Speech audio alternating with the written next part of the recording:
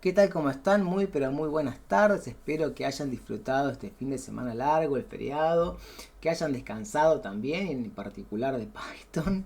¿eh? Pero bueno, no por mucho tiempo, no podemos desconectarnos porque esto es todo práctica. ¿Sí? Así que bueno, la idea es armar un video mucho más corto que una clase, obviamente, ¿sí? Para presentar los contenidos que nos quedaron pendientes la semana pasada sobre módulos, ¿sí? De la clase 11. Entonces, yo no voy a recorrer toda la diapositiva, ¿sí?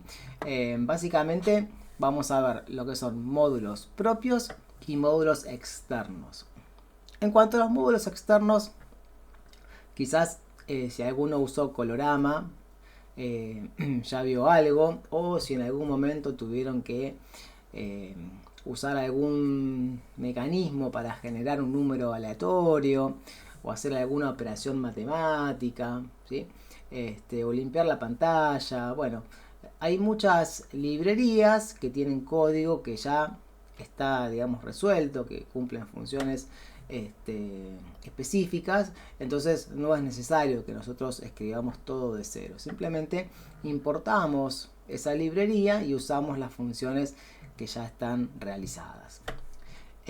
La forma en que lo vamos a usar nosotros es para segmentar un poco más el código que armemos, ¿sí? A partir de la segunda parte empezamos a ver funciones y bueno, la idea de las funciones dijimos que era modularizar, segmentar, reutilizar. Entonces, en lugar de tener todo el código en un mismo archivo de Python, lo que vamos a ir haciendo es moviendo parte de ese archivo, de esas funciones de ese código a otro archivo y a la hora de usarlo lo vamos a importar.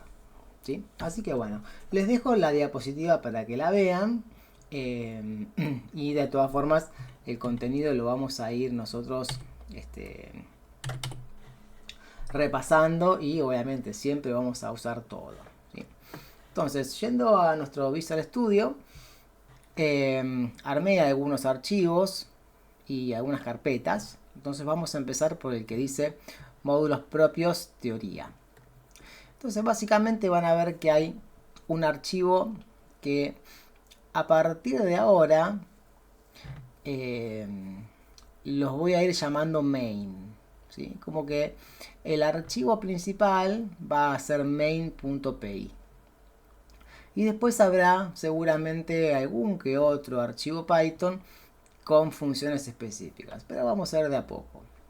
Entonces, si se fijan, este archivo main básicamente es un fragmento chiquito de lo que venimos haciendo, una lista de productos, lista de lista, con algunos precargados, y del cuerpo principal solamente van a encontrar la rutina, digamos que genera el alta de productos.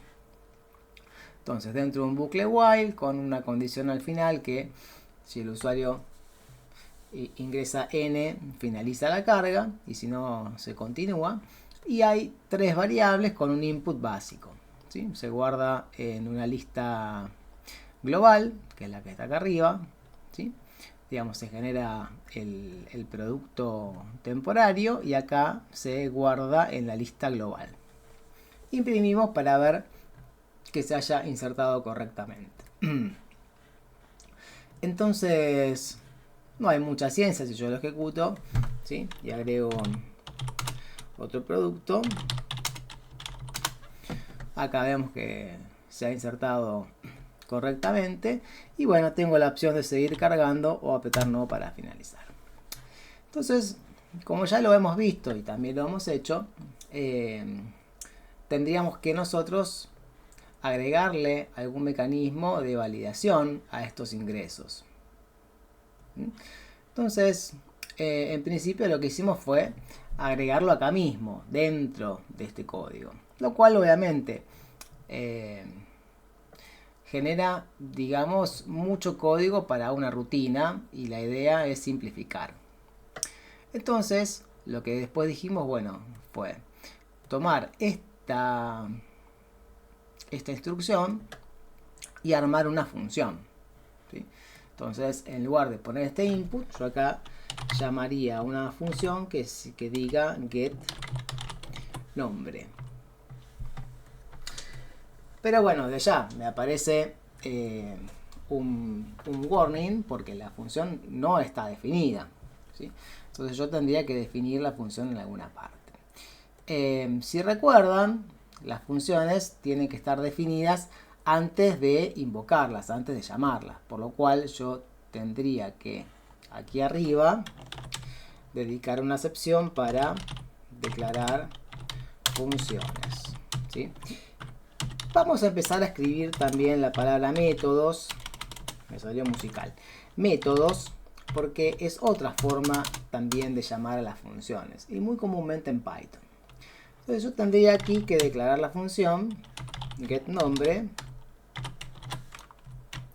Y acá, bueno, en principio podría poner lo que tenía antes, ¿no? Un input que diga ingrese el nombre del producto. Eso almacenarlo en una variable nombre. Y si recuerdan de la segunda clase de funciones, esa variable retornarla. Entonces, cuando yo llegue a la línea 18, se va a invocar la función getNombre. El puntero de ejecución va a venir a la línea 9. En realidad, bueno, la línea 10, que es la primera línea efectiva, hará el input y retornará el resultado. Desde ya lo probamos, ¿sí? Y acá ingresa el nombre, ponemos kiwi, fruta, 100 como antes. Funcionó perfectamente de la misma manera. Entonces, bueno, obviamente nosotros queremos agregarle alguna validación. No lo vamos a hacer porque ya lo tenemos hecho. Entonces vamos a venir a la función de, digamos, al código modelo que armamos para nuestra preentrega.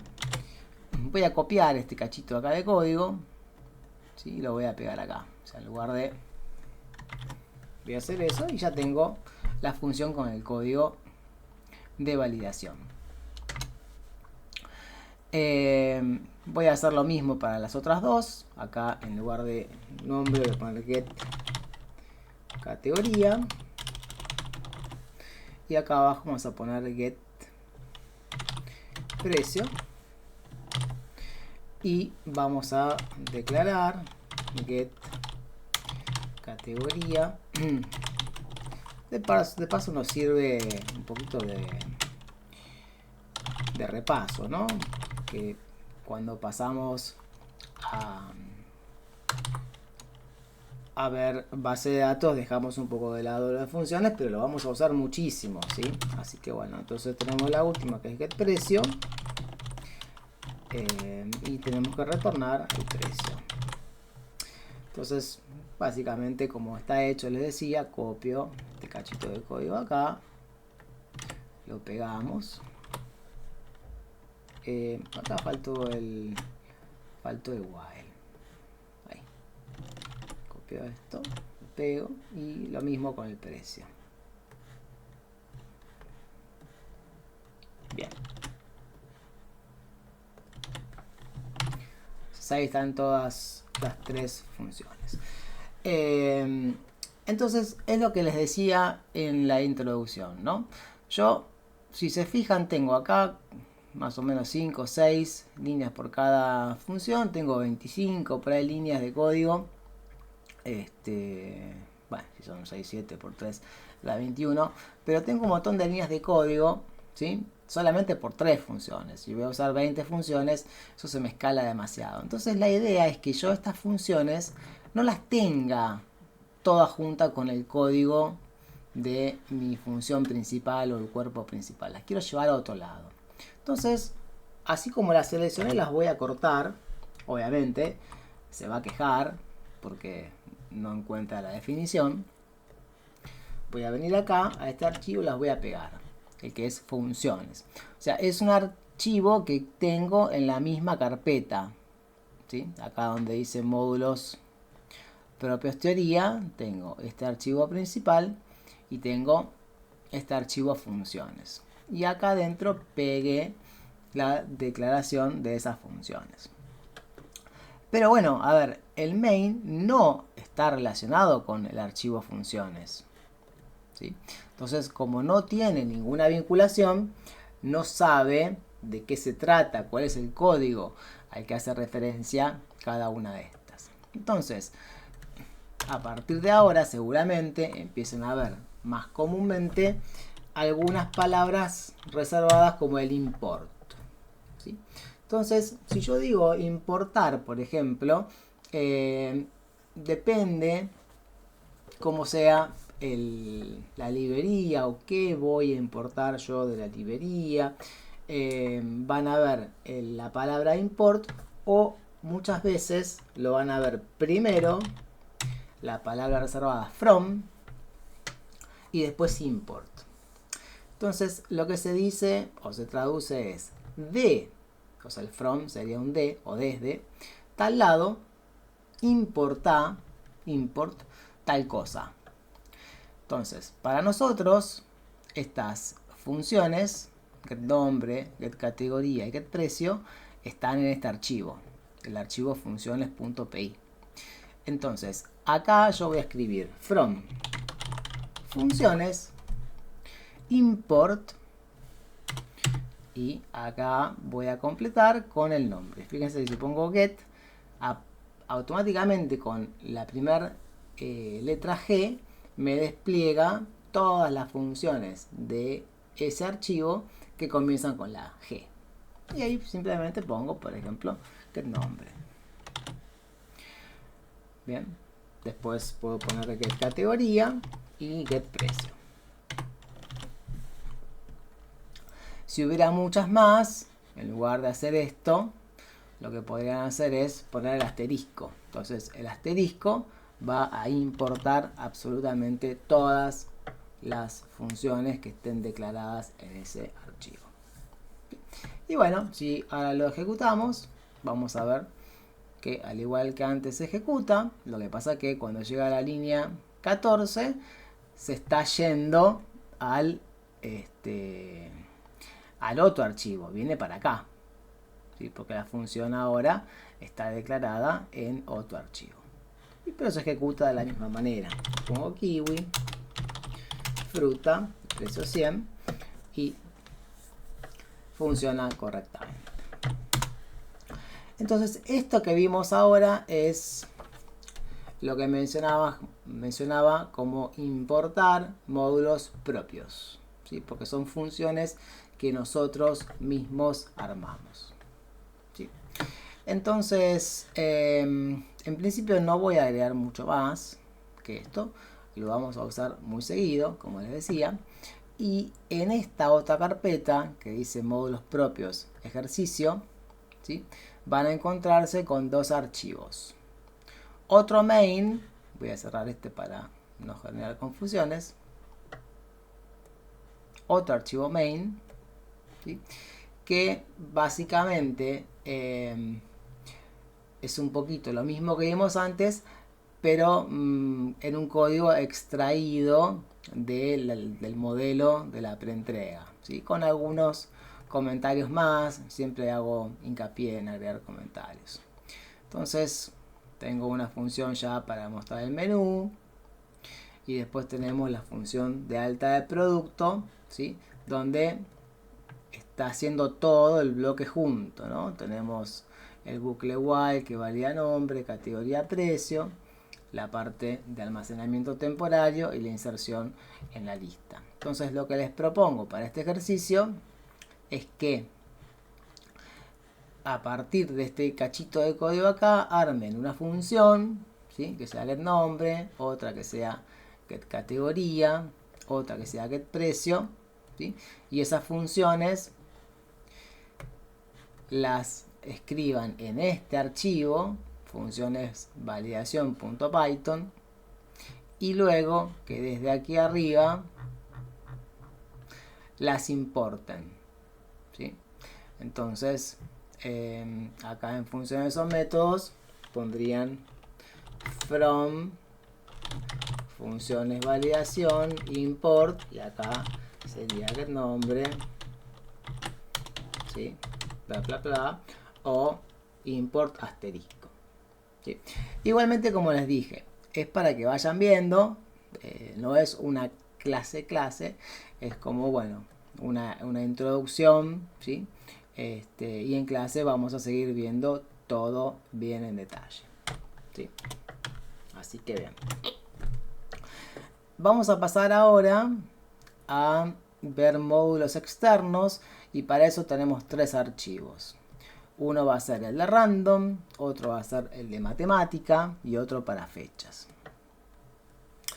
Entonces, tomé los ejemplos de la diapositiva porque, bueno, seguramente para que haya consistencia entre lo que leen y lo que ejercitan. Entonces, tenemos una función, ¿sí? Recuerdan el def de función, lanzar dados, que no recibe, acá no hay ningún parámetro, paréntesis vacíos, no recibe ningún argumento, ¿sí? Y tiene dos variables locales, vamos repasando, locales, ¿sí? ¿Se acuerdan? Si la variable está adentro del def, es local, si está afuera, es global, ¿sí? Entonces tenemos variables locales y la suma, asignado un valor fijo, ¿no? 1 y 5 y una suma. Y un print que diga lanzaste dado 1, acá va a poner el valor 1 y dado 2 con el valor correspondiente 5 y la suma que en este caso daría 6. Y acá tenemos una rutinita, ¿sí? Con un while que llama, invoca la función, ¿sí? Y bueno, la función imprime el resultado. Y después hay un input para si desea continuar o no. Entonces, si yo ejecuto esto, siempre en cada iteración me va a dar lo mismo, ¿sí? Porque el valor de los dados no cambia. Entonces siempre va a ser 1, 2, 1 y 5, 1 y 5, 1, 5. La suma siempre va a dar 6. Entonces, ¿cómo podría yo mejorar este código para que el número de dado 1 y dado 2 se vaya actualizando? Entonces, una solución sería con de usar, digamos, la librería random, algún método que genere un valor aleatorio entre 1 y 6. ¿Sí? Entonces vamos a comenzar por importar random, simplemente palabra reservada import, el nombre de la librería random. Y si ustedes, por ejemplo, escriben random van a ver, ¿se acuerdan cuando usábamos métodos de listas o métodos de cadenas? Que uno tipea el punto y se despliega un menú con los métodos. Acá pasa lo mismo, ¿sí? Van a ver que hay unos cuantos métodos. Obviamente no se puede ver todos. Después uno, bueno, va a la documentación o lo consulta por ahí con alguna IA o con Google, ¿sí? Pero el que vamos a usar para este caso va a ser el randint, que sería un entero random o entero aleatorio, ¿sí? Esto es lo que vamos a usar. Y este método recibe como argumento el mínimo y el máximo valor de ese rango posible de números. Como es un dado, el mínimo va a ser 1 y el máximo va a ser 6. Entonces, voy a cortar y en lugar de tener dado 1 y dado 2 con estos valores, acá le voy a poner, ¿sí?, estas dos instrucciones que van a asignarle datos aleatorios al dado 1 y al dado 2. ¿Sí? En cada invocación genera un número distinto, por eso el dado 1 va a tener un valor diferente al del dado 2. Vamos a ejecutarlo, a ver si tuvimos suerte, y me dice, en este caso, el dado 1 se le asignó el valor 1, al 2, 3, la suma es 4. En la segunda ejecución, al dado 1 se le asignó el 2, al dado 2 el 4, la suma es 6, y así pueden ir viendo que en cada iteración los valores van cambiando y se alcanza el objetivo propuesto. Bien, como les dije, es una intro, mini clase, así que no vamos a ver mucho más que esto. Importar el método y, importar la librería y después usar algún método de esa librería para generar en este caso un número aleatorio. Bien, voy a cerrar este. Vamos a pasar al módulo de matemática. Para este otro también vamos a empezar ahora a hacer todo en funciones, ¿sí? Una función sencilla que llamo área del círculo. En este caso ven, hay algo entre el paréntesis, hay un parámetro al que llamo radio y hay un retorno al que llamo área. Y acá tenemos una variable local, área, ¿sí? Con una operación. Yo tampoco me acordaba, así que voy a ver ahí en internet cómo calcular el área del círculo y se determina por el producto, ¿sí? Entre pi y el radio. Y el radio al cuadrado. Entonces pi por radio al cuadrado me da el área del círculo. ¿Qué fue lo que está hecho acá? Pi lo aproximé a 3,14 y para el caso del radio hice radio por radio. Bueno, es una forma aproximada. Después en el cuerpo principal, ¿sí? Solicito al usuario que ingrese el radio, lo convierto a flotante, puede ser algún radio con punto decimal.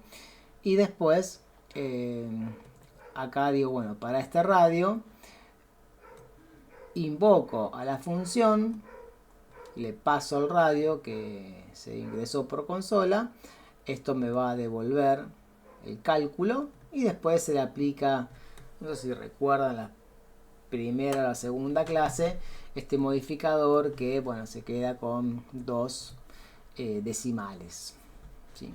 Entonces, bueno, si ejecutamos esto, para el área del círculo, por ejemplo, un círculo de radio 2, el área va a ser 2 al cuadrado es 4, por 3,14 va a andar entre 12 y pico, ¿sí? Pero bueno, acá hay una situación, que pi no es 3,14, digamos, es 3,14 y unos cuantos decimales más, ¿sí?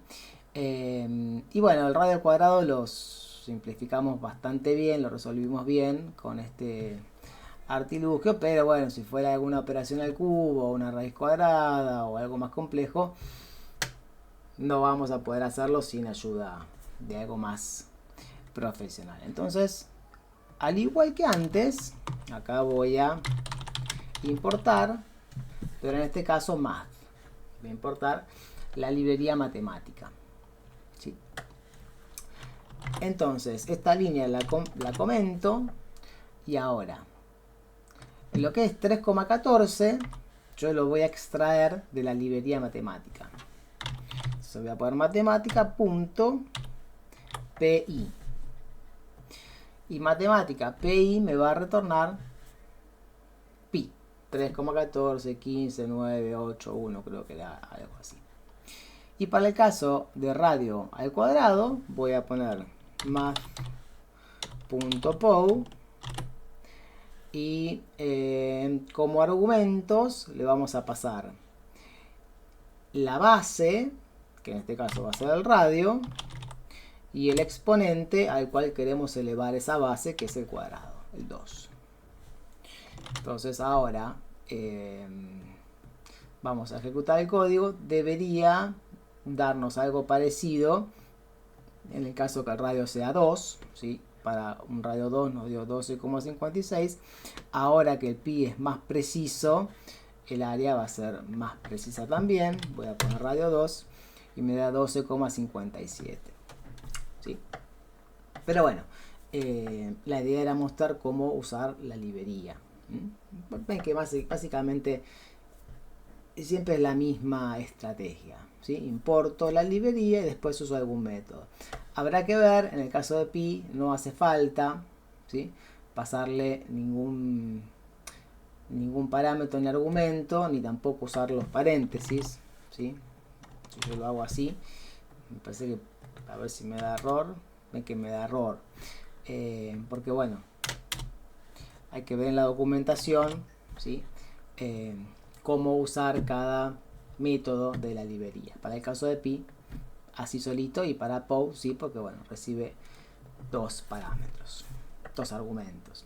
Recuerden, parámetros es al momento de declarar la función y argumentos al momento de invocarla. Bien, entonces no mucho más de matemática. Cierro. Y vamos a ver un poquito de fechas. Fechas es un poquito más rebuscado. Bueno, no es que sea más rebuscado, tiene más aspectos, ¿sí? Entonces, el primer archivo que dice teoría, o sea, módulos, date, time, teoría, van a encontrarse con 7, 8 casitos, ¿sí? Básicamente, de la librería datetime importamos estos métodos que ahora vamos a usar. En el caso de que tengamos que obtener la fecha y hora actual, ¿sí? Usamos datetime con el método now y vacío. Entonces, acá hay una variable que se llama ahora y datetime.now devuelve ahora. Entonces, una cosa, voy a comentar este cachito de código de acá abajo, perdón, así lo vamos ejecutando.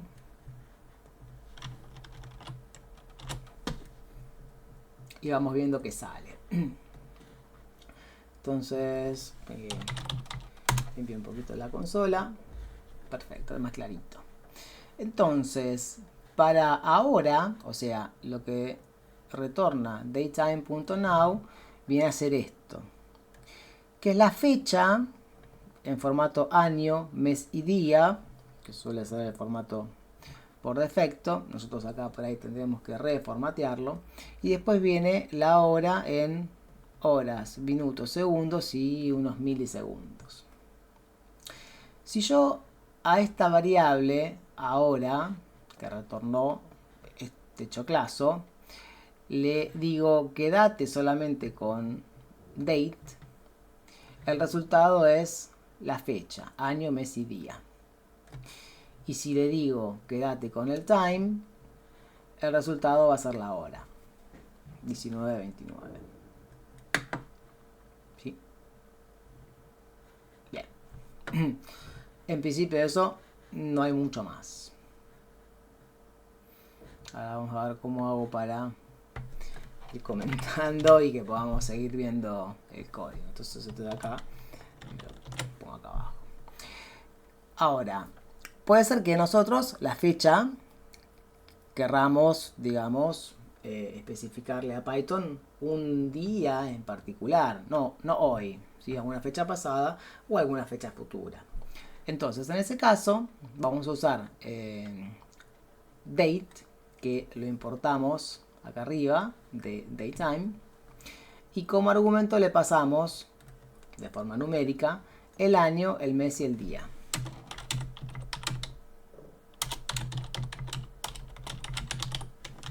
¿Sí?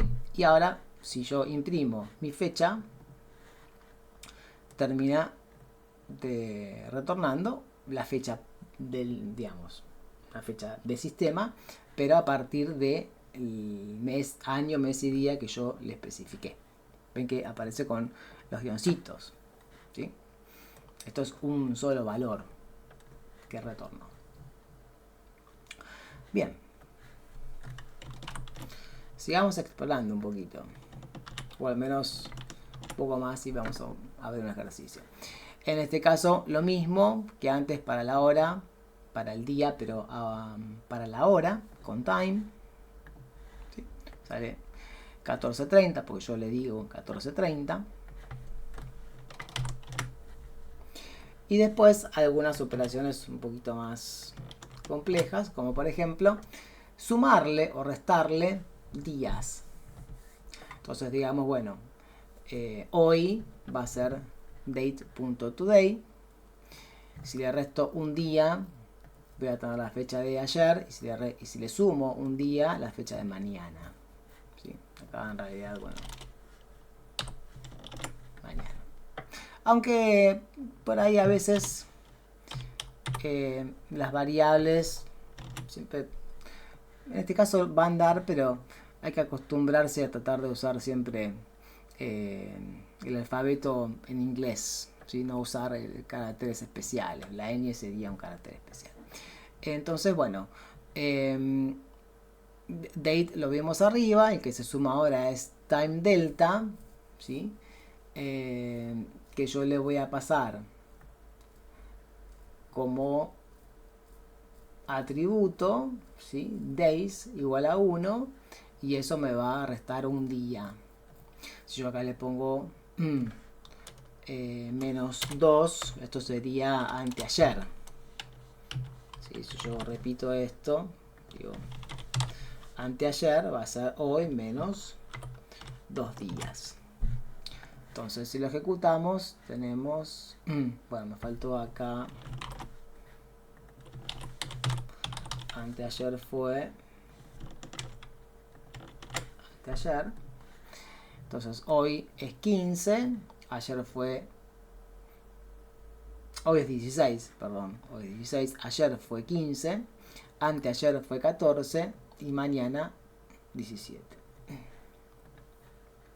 ¿Sí? Vamos a comentar esto. Y vamos a ver uno más, en principio, y después vamos a hacer ejercicio. Entonces ahora voy a ver, por ejemplo, de hacer la diferencia entre dos fechas específicas, ¿sí? Que yo le paso a la función date. Entonces digo, bueno, la primera fecha va a ser el 1 de junio. Esto sería 1 de junio de 2025. Y este de acá tenemos 16 de junio de 2025. Porque recuerden que el formato siempre es año, mes y día, ¿sí? La Y de year, M de mes, de month, bueno, y de day. Así que siempre tienen que acostumbrarse cuando pasan las fechas, a menos que abajo vamos a ver que se puede indicar el formato, hacerlo así. Entonces tengo fecha 1 y fecha 2. Simplemente hago la resta matemática, ¿sí? La operación matemática resta, y ahí tendría que darme el resultado, y es 15, ¿sí? 16 de junio menos 15 de junio, 15 días. ¿Sí? Bien. Y este se lo dejo para que lo vean de tarea. Vamos a ver, por ejemplo, estamos ya casi, ¿sí? Lamentablemente ingresando en el invierno. No veo la hora que llegue el calor, la primavera. Entonces digo, bueno, ¿cuántos días faltarán para la primavera? Entonces, verme ahí dos variables. La fecha de hoy, ¿sí? Puse 16 de junio. Y la fecha de la primavera, 21 de septiembre. Y después digo, bueno, la cantidad de días para llegar a la primavera va a ser la diferencia entre la fecha de la primavera y la fecha de hoy. ¿Sí? Que desde luego, si ejecuto esto así como está, ni ahí que anda, ni de milagro, porque estoy restando dos cadenas, ¿sí? Python, ¿qué sabe que esto corresponde a una fecha? ¿Sí? No hay manera. Así que así no funciona. Entonces vamos a tener que hacer algo. Entonces para la fecha de hoy vamos a ver acá en el código cómo lo hicimos, ¿sí? Entonces fíjense, fecha de hoy, después les voy a descomentar esto para que lo tengan, es datetime.now. Pero recuerden que datetime.now estaba devolviendo todo completito, o sea, día y hora. Si yo quiero quedarme con la parte de la fecha solo, sería .now.date. ¿sí? Entonces voy a llevarme este y después le agrego el date. Vamos a venir acá. Comento. La fecha de hoy entonces va a ser datetime.now.date. Obviamente se está quejando porque me dice yo no sé quién es datetime. Entonces voy a importar. Perdón, tenemos que hacer from datetime import datetime. A veces van a ver, como en este caso, que el método coincide con el nombre de la librería, ¿sí? Entonces no es que digamos, tienen el mismo nombre, pero son cosas diferentes. Por ahí confunde un poco, pero bueno, es así. Entonces, acá tendría que tener yo lo que es la fecha de hoy. Y ahora, para la fecha futura, ¿sí? Fue el último ejercicio que hicimos acá abajo, que es con la función date. Y entre paréntesis los valores de año, mes y día. Entonces acá vamos a poner date. Y tenemos, el año es 2025. El mes es 9, en realidad voy a poner 9, no 09. Y el día es 21. Y acá arriba tengo que agregarle date. Entonces ahora tengo date y datetime. Y como vimos en el ejercicio, yo una vez que tengo las fechas puedo restarlas. ¿Sí? Entonces nos faltaría ajustar, digamos, el print. Faltan, y acá vamos a poner entre paréntesis, días primavera para la primavera. Vamos a probarlo. Esto debería darnos aproximadamente 3 meses y un poquito más, o sea 90 días y un poquito más. Y bueno, lo está haciendo, ¿no? Nos dice 97 días y 0 horas. Si quisiéramos quedarnos solamente con la parte de días, a esta variable le puedo agregar el método date. Creo que así va a andar. Y si no, no, así no anda. A ver.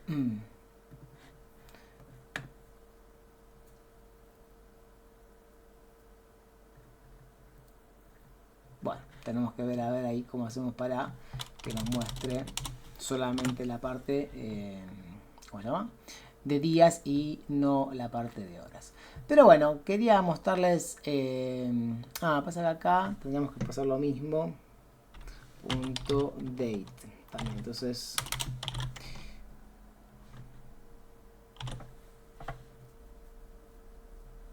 No, esta no, estoy diciendo mal. A la de acá arriba. Ahora me fijo a ver por qué y se los agrego la semana que viene, ¿sí? Porque este no es forma que retorne hora, solamente retorna día.